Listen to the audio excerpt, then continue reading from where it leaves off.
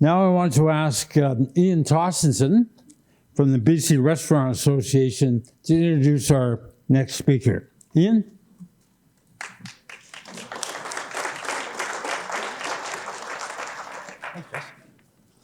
Good afternoon, everyone. First of all, yay Mayor and yay City Council of Vancouver. Thank you so much for all you do. It's most appreciated, and I say that from a restaurant industry point of view that has many issues. First of all, I'd like to thank the speakers and the panelists and the organization put on by Jess and Clint today in particular. You've done a great job. Thank you so very much. So very quickly, our $18 billion restaurant industry, in my opinion, is the heart and soul of every community throughout British Columbia. We reach virtually every single little community in BC. It's a gateway to how our economy is doing, and it certainly gives us a street view as to what the issues are in the streets. And believe me, we see the crime and the situation that's affected us, but not only us, but small business in general. And it's with that perspective, I want to just speak about our next speaker here, a very well-known MLA from Nechako, who rose to fame and now is known all throughout British Columbia as the leader of the official opposition, and the leader of the Conservative Party. And John Rustad, MLA, knows probably as much as I do about the effect of crime and punishment as he traveled through the province in the communities, seeing the things that he's seen. And it's with great privilege today that we asked John to join us as the official leader of the opposition, but with a perspective on British Columbia with a heart and soul that's probably just as strong as the restaurant industry that I represent. John, thank you for coming.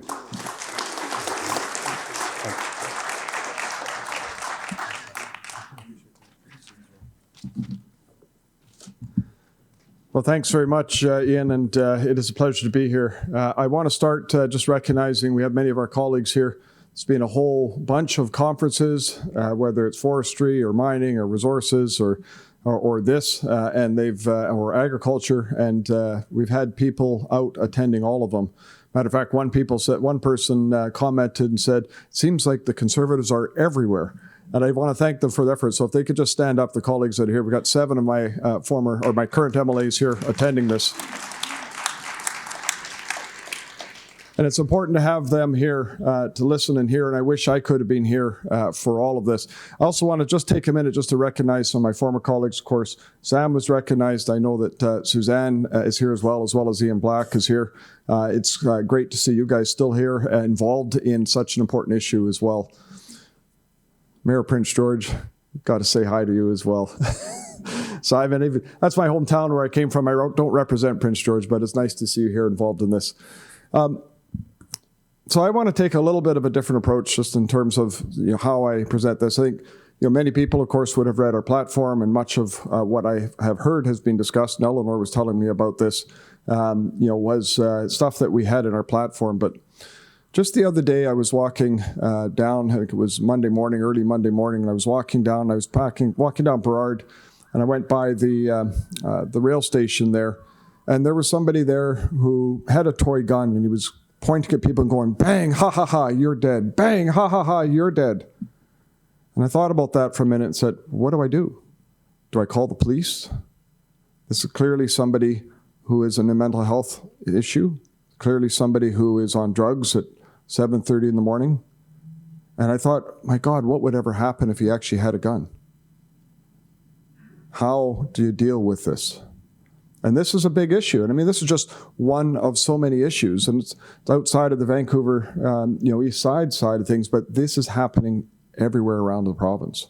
Everywhere I travel, whether it's Kelowna or whether it's issues in Prince George, whether it's smaller communities, all around the province, we're seeing these sort of issues. So how do you deal with this? And then you've got, the police and talking to the police, and they're frustrated saying, they're doing their best. Mental health isn't their issue, right? Crime and law and order is their issue. But of course, they get pulled into this so often. And so many times, even on the crime side, they're saying, we don't even want to lay charges because we know the chance of anything coming forward is slim. And laying a charge means all of the paperwork and all the time and taking them actually off the street. to deal with it. So I think we need a fundamental rethink in terms of the many components. And that's, of course, the law, the mental health side and addiction side, of course, that often go hand in hand. Part of this is certainly a significant provincial responsibility. Some of this is federal, and there's some things that need to be done at a local level. But I'll deal just sort of more with the provincial side and what I think we should be advocating for. We need reform in our justice system. The courts take too long. It's too bogged down. We need additional judges. But I think we need a streamlined process for prolific offenders. And you might think, well, how does that work? Because it's supposed to be, justice for all. You got people on the streets that are 20, 30, 50, 100, 200 times committing crimes.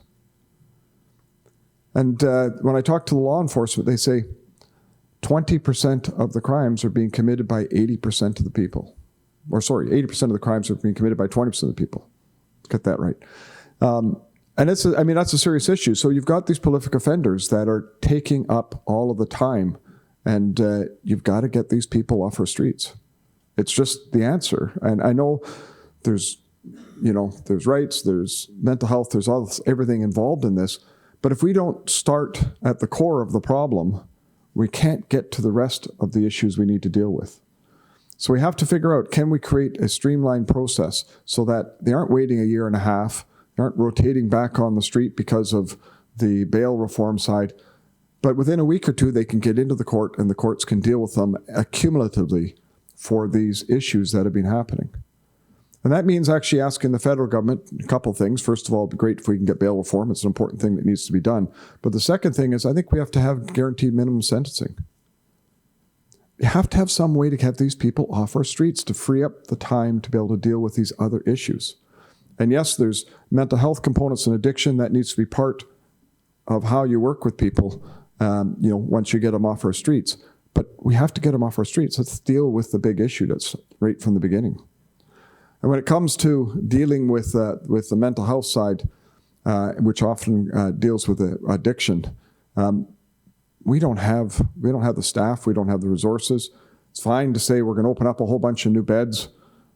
I'm really concerned, quite frankly, that that's just going to be beds that's going to move from the health side to the mental health side, as opposed to new added beds to our facilities, which of course then will have significant impacts as well. But we don't have the people, so we've got to figure out how we actually do additional training and attracting. But I think we have to strengthen the Mental Health Act as well in British Columbia. You've got a situation, once again, where you might have these prolific offenders, particularly prolific violent offenders, that are being rotated back out onto the street. And under the Mental Health Act, if somebody is at risk of harming themselves or others, they can be held and treated and not released until they're no longer a risk. And you start thinking about this and thinking, well, but you're taking away those individuals' rights, and there'll be court challenges, there'll be all kinds of issues that will come up from it. But at the core of this is, these people need help, and people need to be able to feel safe on our streets. And so where you have these issues, we're going to have to take steps. As a society, we're going to have to accept that there is going to be some impact, and there is going to be impact on rights to be able to achieve it. And I don't mean to be draconian in saying this, but if we get to a situation where the courts say, nope, you're not allowed to do that, I also look at it from a perspective of we've got to deal with the will of the people as well and the needs of our society. And if that means we'd have to take more severe steps as a government, then we might have to do that, including even up to the notwithstanding clause. We can talk about all the solutions and all the resources that go forward, and as Ken talked about before, all of these have not solved the problem. We have to actually be able to take action and do this. So, but that means, Mental Health Act, you need to have facilities, you need to have people, so there's lots of investment, lots of things that have to be built out to deal with that. But when it comes to the addictions as well, and the challenge we have on our streets, I've talked to so many people in corners of the province, everything from hereditary chiefs through to people in police, people in our health system. It's a myriad of problems that come as part of addictions, of course. When somebody is prepared to want to move forward and get clean, and then they go to them and say, well, we'll have space for you in 5 months. That doesn't work. You've got to be able to have space available when they need it. One of the most effective tools that's out there is abstinence-based treatment. The recovery in abstinence-based treatment tends to be much, much higher as a percentage. Why aren't we using that as a tool? It shouldn't be the only tool we use, but why aren't we using that as a tool? Why aren't we figuring out how we fund that and make sure that we can get these people into a place where they can recover? And I talked about this a lot during the campaign, in particular when it comes to youth. The rights of parents and the rights of children. If you as a parent have an addicted child, you'd want to do everything you can to help that child get off that addiction, to give them an opportunity to be able to recover and live a full and productive life. It's just the natural thing that any parent would want to do. Yet in British Columbia, you can't do that. In British Columbia, if the child does not want to go into treatment, there's nothing you can do as a parent. I don't have children, but I could imagine as a parent how frustrating that would be to not have that ability to do that. So one family had a boy and a girl, both facing addictions, took out a second mortgage on their homes for $20,000 a person and sent them down south of the border for treatment. They did everything they could to help. Good news is, the son is now graduated and off to university, and the daughter, I believe, is graduated now already as well. And they're clean. They're moving forward with their lives. Why can't we have that in British Columbia? Why don't we allow for that in British Columbia?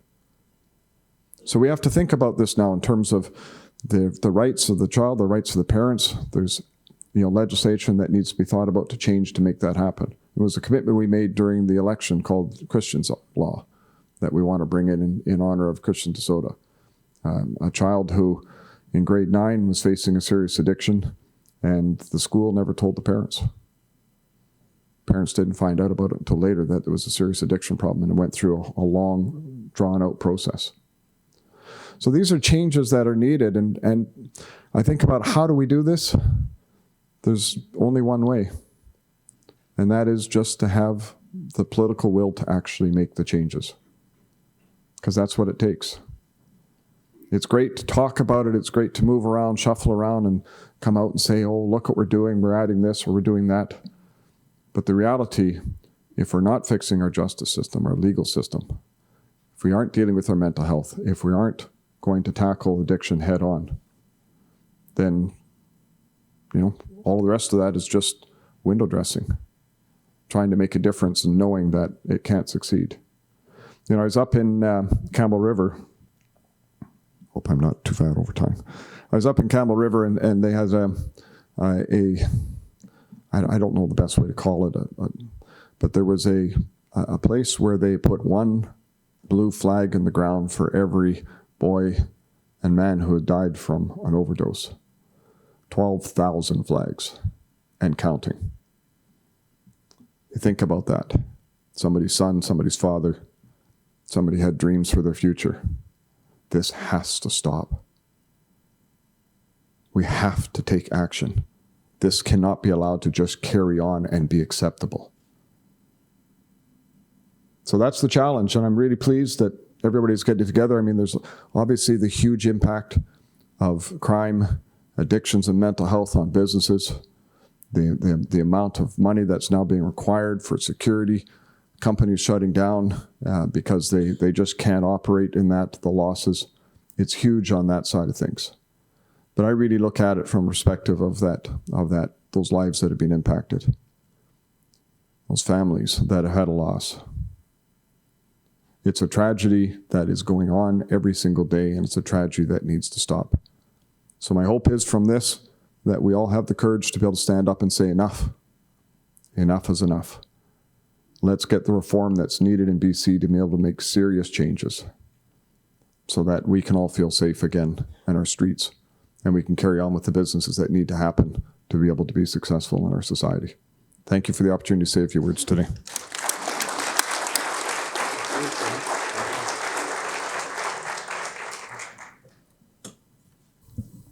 Thanks very much, John. Obviously, your travels around the province, you're hearing the same things we are at the grassroots level, and really appreciate your obvious not only interest in these issues, but passion for finding solutions. So thank you very much. I think you're right. The political will is what's required. And today we're trying to help create that political demand for government to take action.